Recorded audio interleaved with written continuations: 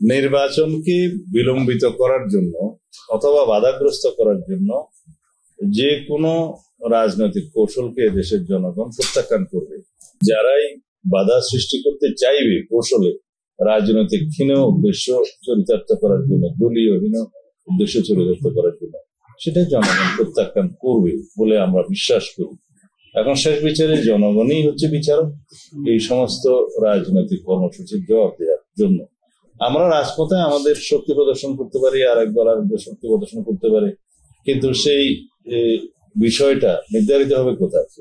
জনগণের সার্বভৌম ভোটাধিকার প্রয়োগের মধ্য দিয়ে তো আমরা সেখানে যাই না। আমরা পিআর পদ্ধতির বিপক্ষে উচ্চ নিম্ন কক্ষ সর্বত্র, কারণ আমরা বলেছি যাদের রাজনৈতিক এজেন্ডা আছে পিআর পদ্ধতি প্রতিষ্ঠার জন্য, তারা তাদের নির্বাচনী ইশতেহারে সেই বিষয়টা উল্লেখ করে জনগণের কাছে যাক।